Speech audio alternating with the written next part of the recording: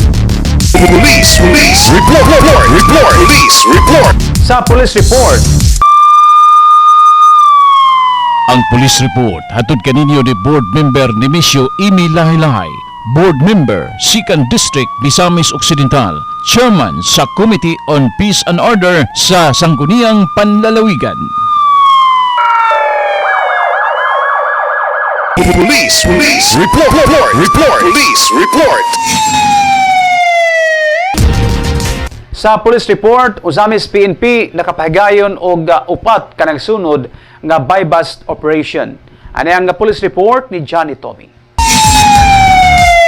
Niadtong Marso 6, tugyan sa kapulisan sa Dakbayan sa Usamis, ang usa ka Aljon, 20 anyos og residente sa Porocono, Barangay Mulikay. Napalitan si alias Aljon og usa ka sachet sa gitoong shabu sa usa ka nagtakubang parokyano nga police asset og organic operative sa Usamis PNP.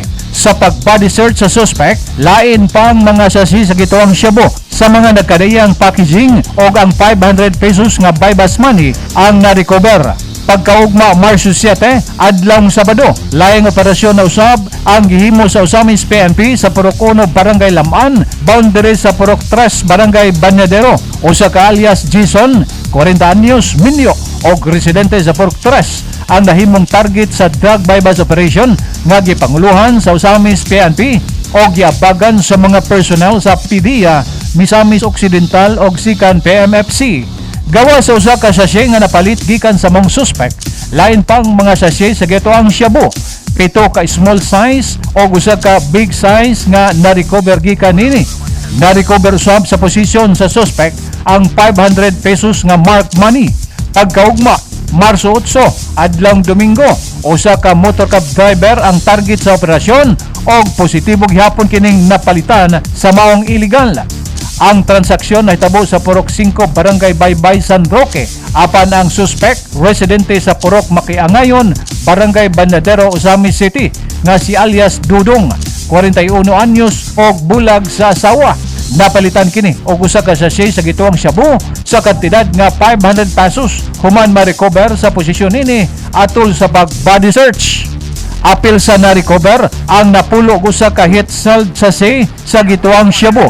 Pagkaugma Marso 8, adlawng Lunes, usa ka alias Insik ang target din ang transaksyon na hitabo sa Porocono, Barangay Lamaan, dol sa daang Bulangan ning syudad.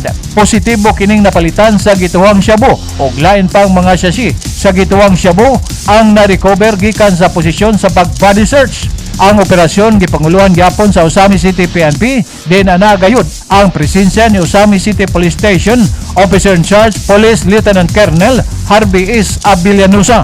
Ang maong mga individual anana sa kustudiya sa Usamis City Police Station og mag-atubang sa kaso sa paglapas sa Republic Act 9165 o Comprehensive Dangerous Drugs Act of 2002. Alang sa police report, Johnny Tommy reporting.